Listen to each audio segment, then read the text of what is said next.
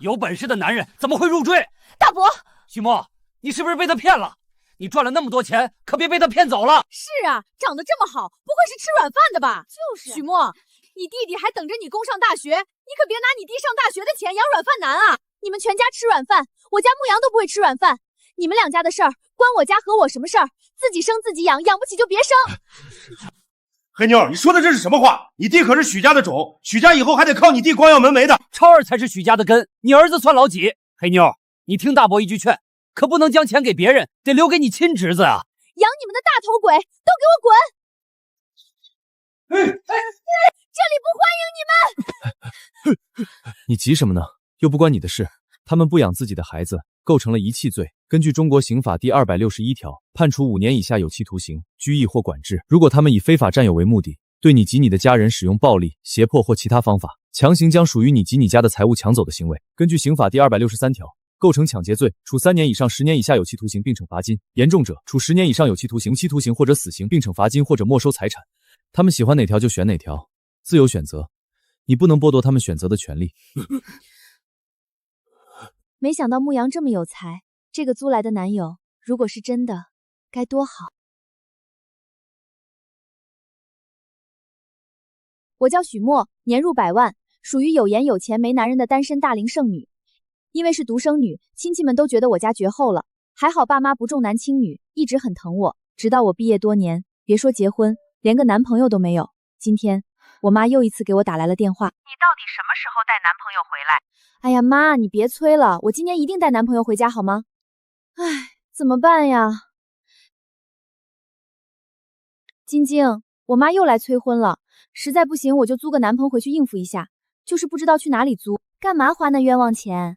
我正好有个没人要的表弟，借你用几天，不要钱哦。用几天？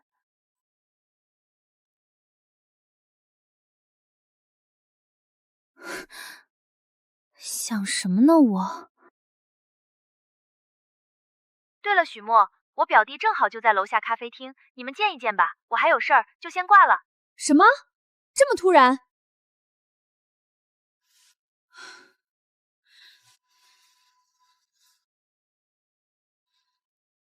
算了，死马当活马医吧。出发。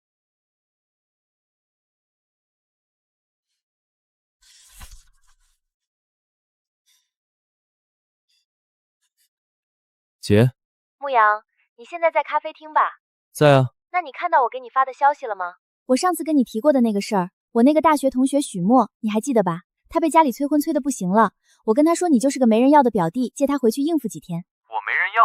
怎么？你有问题？没有，挺好。他马上就到了，你别一开口把家底全抖了，配合他就行。明白了。牧羊，你可别把人家吓跑了。放心。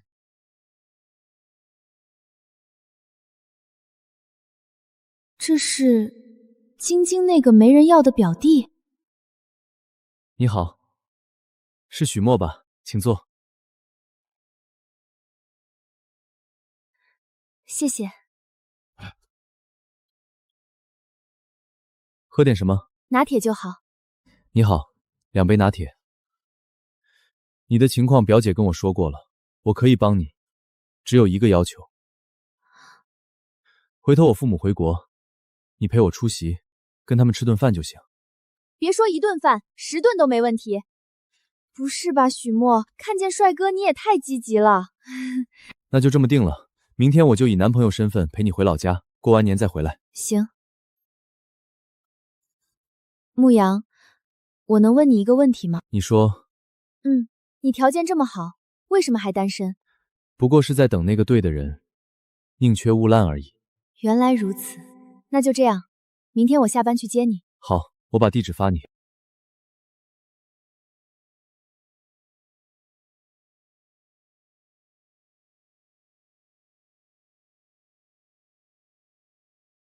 下班了。刚出来，我现在去接你。好，注意安全，我等你。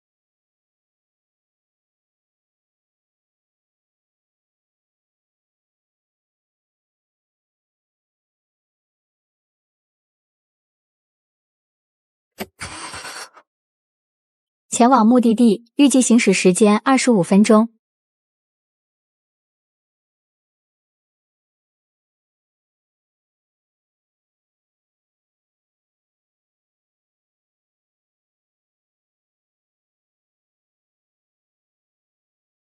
我们走吧。好。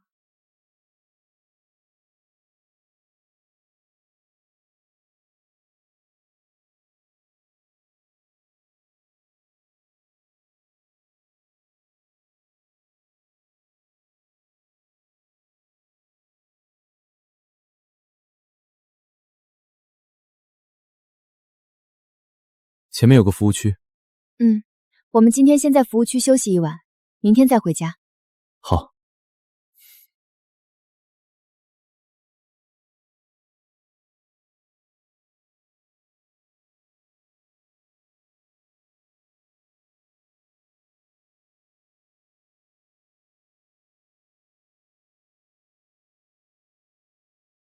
跟我说说你吧，不能到了我家，我对你一问三不知。想知道什么？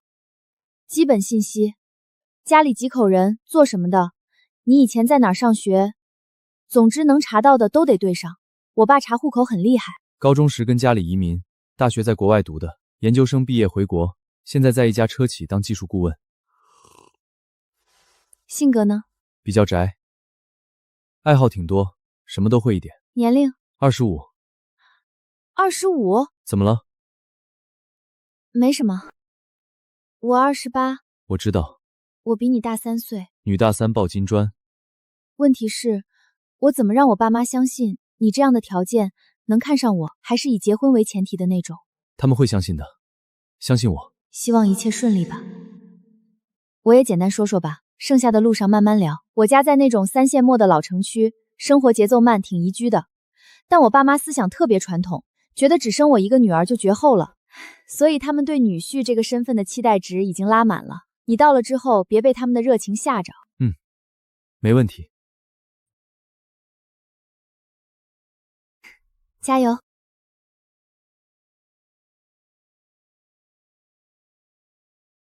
换我来开，你休息一下。好，走吧。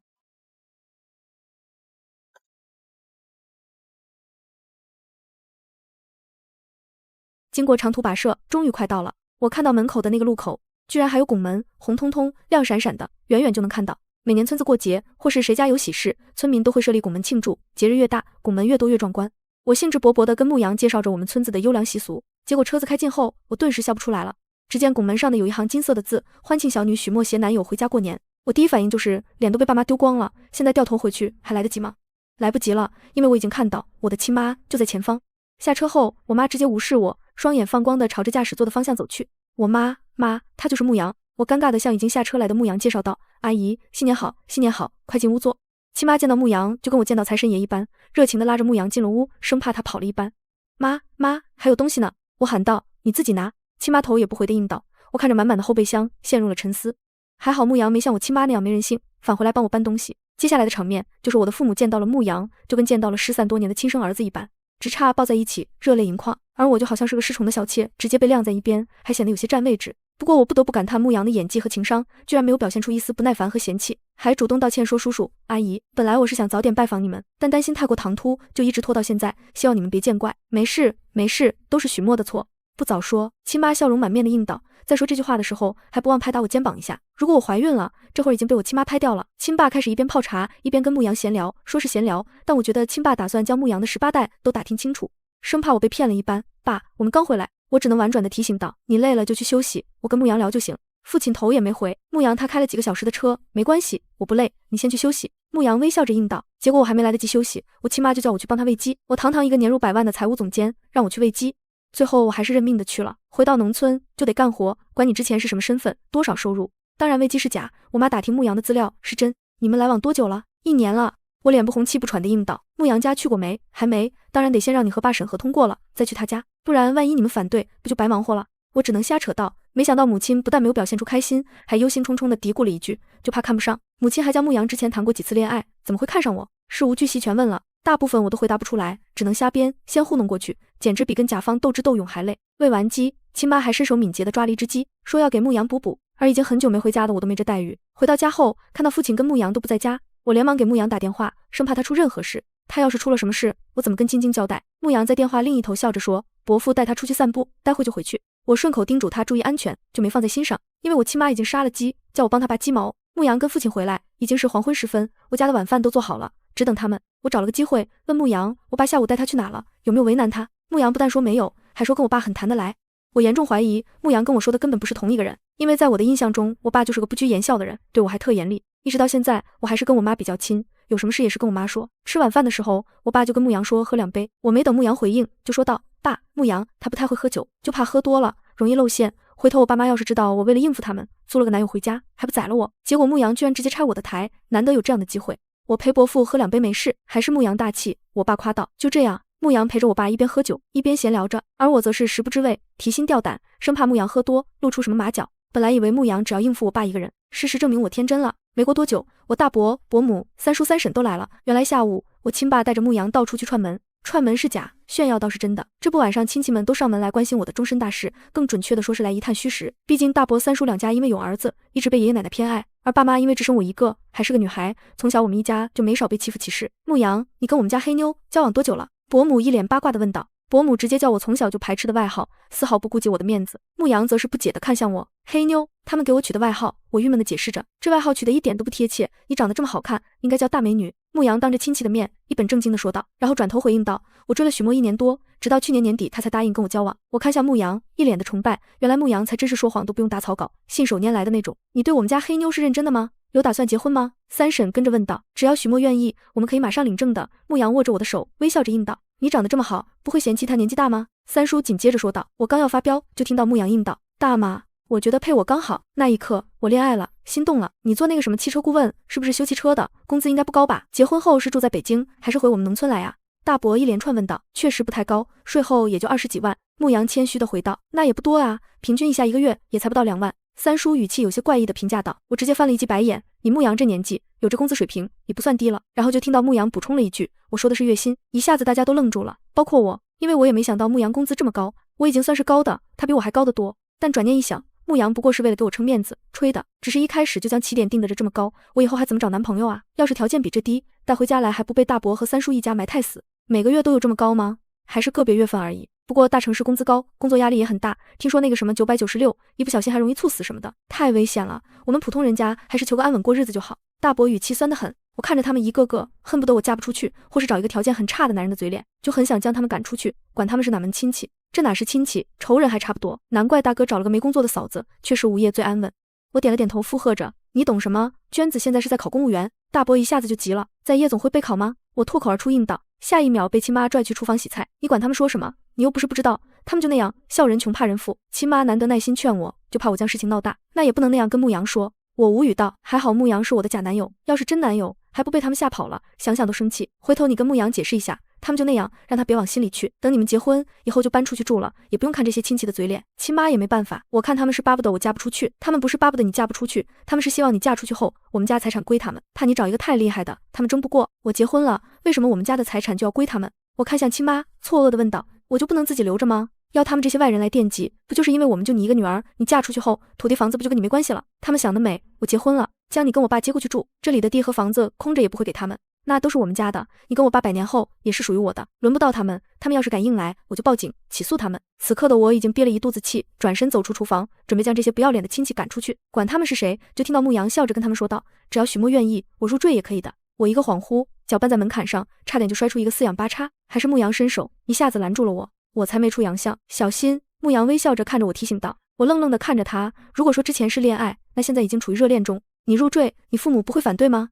大伯急了，他急了，我却稳了，在牧羊身边坐下，笑着说道，怎么会反对呢？牧羊的父母思想很开明的，而且他们已经定居国外，牧羊入赘与否根本没区别，只要我们有空的时候去看看他们就行。牧羊笑着点了点头，有本事的男人怎么会入赘？许墨，你是不是被他骗了？你赚了那么多钱，可别被他骗走了。是啊，长得这么好，不会是吃软饭的吧？许墨，你弟弟还等着你供上大学，你可别拿你弟上大学的钱去养软饭男啊！你们全家吃软饭，我家牧羊都不会吃软饭，你们两家的事关我家和我什么事？自己生自己养，养不起就别生。我气得跳起来，回骂道，黑妞，你说的这是什么话？你弟可是许家的种，许家以后还得靠你弟光耀门楣的，三叔反驳道：“超儿才是许家的根，你儿子算老几？黑妞，你听大伯一句劝，可不能将钱给别人，得留给你亲侄子啊！养你们的大头鬼，都给我滚！”我怒不可遏道。接下来的场面就有些混乱，因为我已经忍无可忍，拿起墙角的扫把开始赶人。牧羊一边拉着我，一边温和地说道：“你急什么呢？又不关你的事，他们不养自己的孩子，构成了遗弃罪。根据中国刑法第261条，判处5年以下有期徒刑、拘役或管制。如果他们以非法占有为目的，对你及你的家人使用暴力、胁迫或其他方法，强行将属于你及你家的财物抢走的行为，根据刑法第263条，构成抢劫罪，处3年以上10年以下有期徒刑，并处罚金；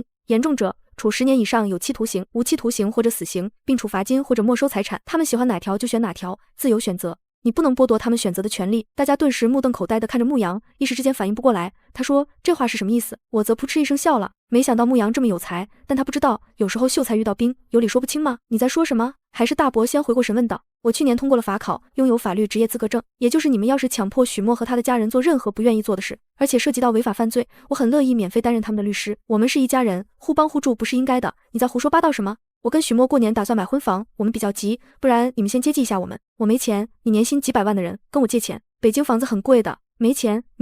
大伯伯母还有三叔三婶争先恐后的走了。我转头看向牧羊，没想到他居然不费一兵一卒，将极品亲戚都赶走了，何必跟他们一般见识？牧羊温和的声音响起，我才猛然回过神来，刚才自己做了什么失去理智的事，真是什么形象都没了，一下子就囧了，忙将扫把放回原位。牧羊，让你看笑话了，我大哥、小弟他们就是这样。一直没说话的父亲无奈地跟牧羊道歉着，现在是法治社会，不能讲道理和人情的地方，只好讲法律。像今天的这种事情，以前隔3差5就会发生，特别是奶奶还在世的时候，更是强制我接济大伯和三叔，说他们要养儿子，养许家的种，负担大，养我这个赔钱货没用，而父母总是顾及亲情，没有撕破脸，就更蹬鼻子上脸了。为此，我从小就暗暗下决心，要好好读书，出人头地，接我爸妈大城市生活，享福，远离这群牛鬼蛇神的所谓亲戚。不会。牧羊微笑着摇了摇头，看我的眼神居然多了几分同情，我只能尴尬地干笑着。我也想象着体面，奈何现实不允许。极品亲戚被赶出去后，此刻家里就只剩下我们一家和牧羊4个人，清静了不少。母亲收拾餐具进厨房后，又多炒了2样下酒菜出来。牧羊跟父亲继续喝着，我因为心情不好，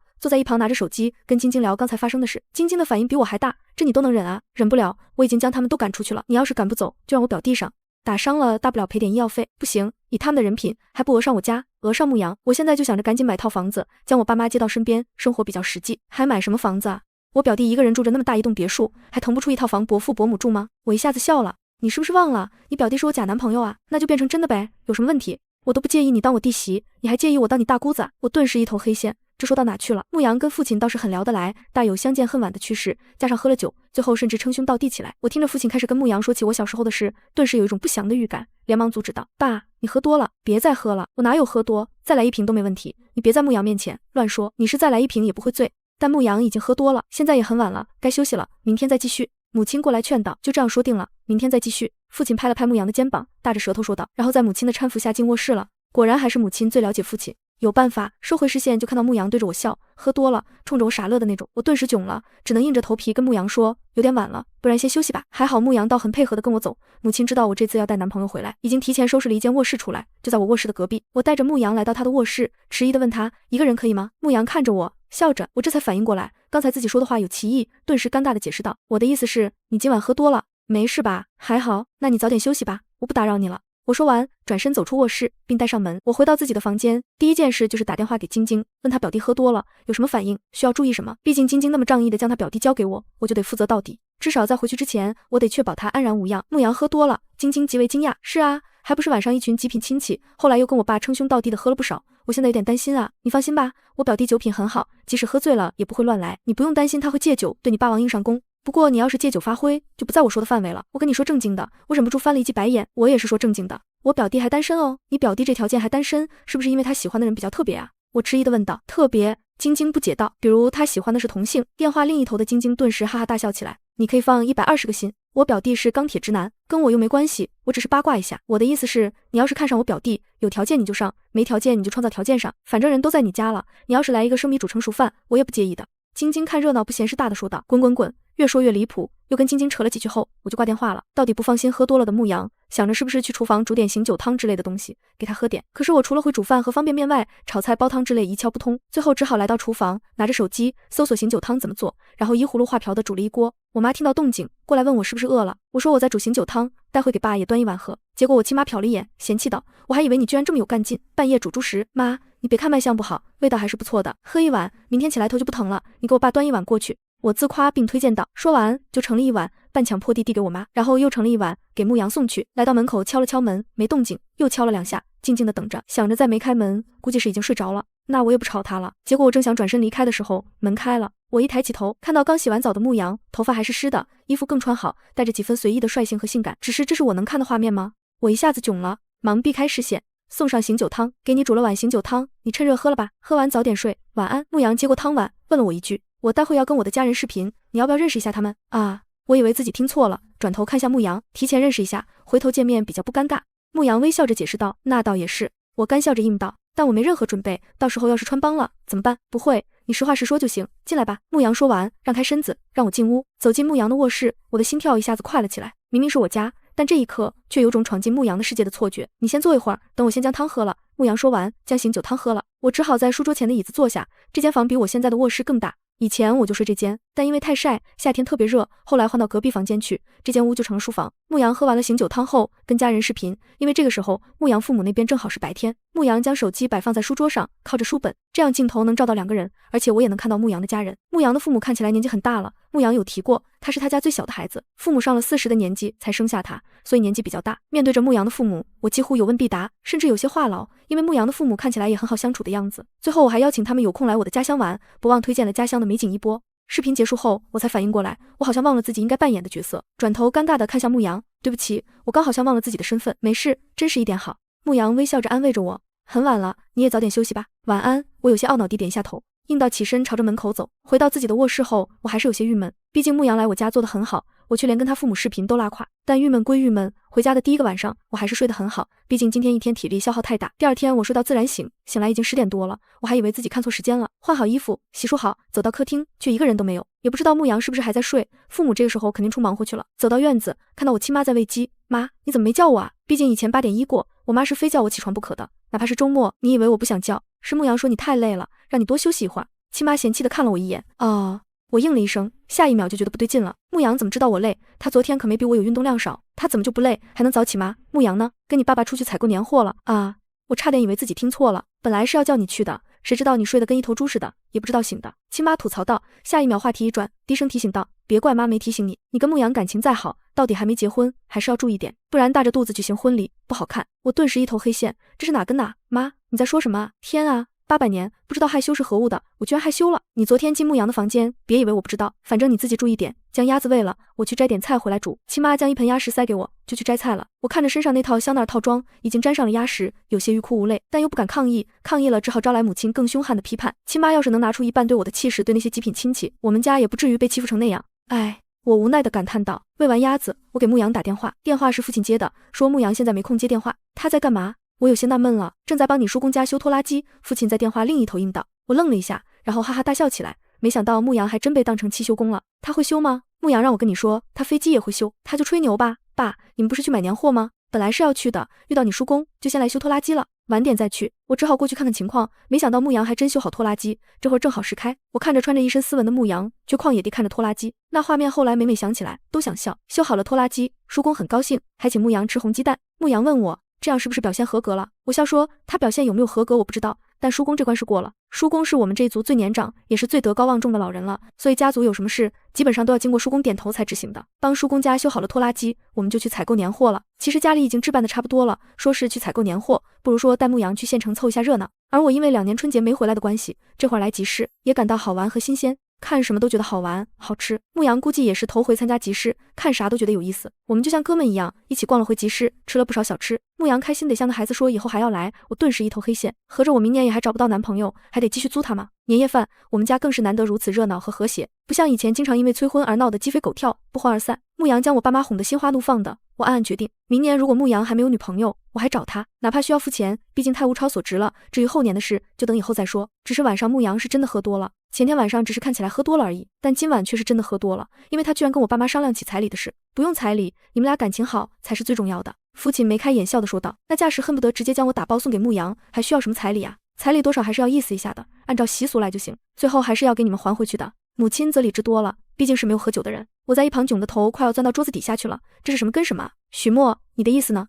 牧羊微笑着看着我，我一下子愣住了，怔怔地看着牧羊，心里忍不住吐槽道，我能有什么意见？又不是真的，但还是硬着头皮配合的回道：那个，只是走个形式而已，就按习俗来就好。好，伯父和伯母，那就按你们这边的风俗来，彩礼不用回，本来就是孝敬二老的，嫁妆意思一下就好，房子车子还有装修都有了。好，好，父亲笑的皱纹都起来了。牧阳这时端起酒杯，一脸真诚的跟我爸我妈说道：伯父伯母，你们放心，将许墨交给我，我一定对他好，不让他受了委屈。听得我都感动了，差点忘了自己身份，跟着点头答应。但很快我就郁闷了，按照牧阳这样的表现，要是明年他不能继续帮我的话，我去哪找个牧阳这样条件的男朋友了？这会儿我忍不住叹了一口气，下一秒才发现所有人的视线都集中到我身上，我一下子囧了，干笑着解释道：我没意见，就是吃太饱了。你想要中式婚礼还是西式的？牧阳看着我并问道。我一下子懵了，牧阳这是在玩火啊？春节过后他拍拍屁股回去，跟他没有关系了，我可就惨了。到时候我去哪找个女婿跟父母交代？而且还要像牧阳这么优秀的，不然就我们家西式来一场，娘家这边中式来一场。牧阳继续说道。牧阳，你多喝点汤。我连忙帮牧阳盛了一碗汤，想让他醒醒酒。我的大少爷，你再胡说八道下去，我就完蛋了。好不容易年夜饭吃完了，父母在客厅里看着春节联欢晚会守岁，我跟牧阳则在院子里玩鞭炮，更准确的说，让牧阳吹吹风，醒一下酒，不然还不知道晚上又会闹出哪出。牧阳，你表现挺好，但适可而止就好，不然回头我爸妈发现我们是假的，还不扒了我的皮。我可怜兮兮的跟牧阳求饶道，我现在已经有点后悔找牧阳来假扮我的男友了，因为愈发难以收场了。只要你愿意，我们也可以是真的。牧阳看着我，眼神真诚的回应道。我看着他，过了几秒，扑哧一声笑了。你果然喝多了。我没醉，喝醉的人都说自己没醉，我能理解。牧阳也不反驳，看着远处燃放的烟花说道，我去年在我表姐家见过你，不知道你还有印象吗？我有些懵，因为我完全没印象，我就知道你忘了一干二净，不然也不会见到我，就跟见到陌生人似的。不好意思，我这个人有点脸盲，我尴尬的解释道。但照理说，这样的帅哥，我应该过目不忘才是。那天大家都在玩，就你一个人帮我一忙前忙后的，有没有可能是因为他们玩的项目我不会啊？我小心翼翼的提醒道。因为晶晶家喜欢打麻将，但我不会，是吗？但我还是对你一见钟情了。牧阳笑着应道。我以为自己听错了，错愕的看着牧阳。我还记得你那天穿着一件柠檬黄的毛衣，搭配一条白色裙子，很漂亮。有没有可能你认错人了，将别的女孩继承我了？不会，我记性不错，而且我不眼盲。牧阳笑着摇头。我渐渐涨红了脸，因为牧阳看起来不像开玩笑的。许墨，我喜欢你很久了，只是你不知道。牧阳补充道。下一秒，脸皮比城墙还厚的我居然害羞了，然后做了一件后来想起来每每想要社死的事。我一边不敢置信的呱呱叫着，一边像鸭子一样扑腾回自己的卧室，关上门，无法面对。当然还听到父母错愕的说了一句，小莫这是吃错药了吗？我有没有吃错药我不知道，但我心跳已经快要蹦出胸口。后来我还是觉得牧阳跟我在开玩笑，不然就是他有什么阴谋和企图，就打电话给晶晶。晶晶，你老实跟我说，你表弟是不是有什么问题啊？我义正辞严的问道。什么问题？晶晶被我问懵了。我表弟很健康啊，他晚上居然跟我说他对我一见钟情，喜欢我很久了。然后我就听到晶晶在电话另一头像疯了似的狂笑起来。你能不能别笑了，我是在跟你说正事。许墨，其实我早就跟你提过，我有个很优秀的表弟想介绍给你认识，是你不感兴趣，说你只想要工作不想要男朋友的，还说什么天下的乌鸦一般黑，你根本就不想结婚，只想赚钱。晶晶解释道。你别跟我说你要介绍的表弟就是牧阳。我皱起眉头。是啊，我就这个表弟未婚，而且还很优秀，要是歪瓜裂枣我也不会想介绍给你了。这几天相处下来，你觉得我表弟怎么样？是不是很靠谱？有没有让你这个老女人开始春心荡漾了？你才老女人，是你经常说自己已经是老女人了，又不是我。不过我表弟不会介意，你比他大3岁的，你就收了吧。不知道你在说什么，不跟你说了。我说完，不等晶晶回应，直接挂了电话。本来还想找晶晶问问是怎么回事，这下好了，问完我心更乱了。我抱着抱枕，很想当一只鸵鸟。我不是不能接受牧阳，我是怕接受了，最后却没有结果，只怕我走不出来。敲门声响起。谁啊？我有些烦躁地问道。问完就觉得自己白痴，在家除了我父母外还会有谁？伯母说快12点了，大家都要放烟花了，问你要不要出来看。牧阳在门外柔和地问道。我们这里还没有禁鞭炮，所以每年大年夜12点一到，家家户户都会放烟花，看起来很绚烂壮阔，而且热闹。我围一下围巾就出来，我只好找个借口应道。磨蹭了一会儿后，我随手拿了一条红围巾围上，走出卧室，没想到牧阳还在门口等着。我脸一下子烫了起来，根本没勇气地看牧阳。以前也没觉得自己是这么害羞胆小的人，没想到现在在牧阳面前却跟个情窦初开的小姑娘似的，站在院子门口，看着天空中一朵接一朵烟花炸开，照亮了整个夜空，也闪瞎我的眼。要不要许个新年愿望？牧阳转头看着我并问道。烟花又不是流星，也能许愿吗？我有些无语道。心诚则灵，不管是烟花还是流星都一样。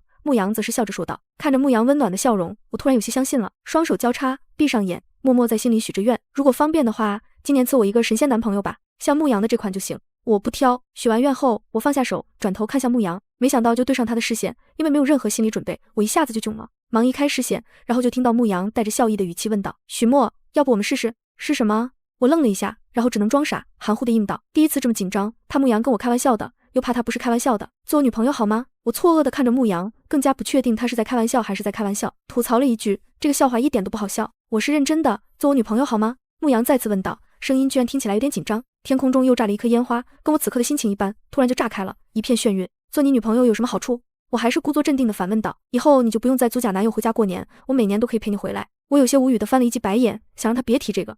要是让我父母听到，就完蛋了。但还没来得及板起脸教训，就先忍不住笑了。我要是答应了，这次酬劳可就不会付了。我半开玩笑地说道，不用付，我还会主动带嫁妆。牧羊一下子牵着我的手，并回应道，哈哈哈哈！我爆笑了起来，说牧羊不懂，他还知道嫁妆，说他懂吧？他不知道嫁妆是女方带的吗？除非他想当上门女婿。面对这样可爱又帅气的牧羊，试试就试试，谁怕谁？没想到过个年，我还白捡了个优质男友。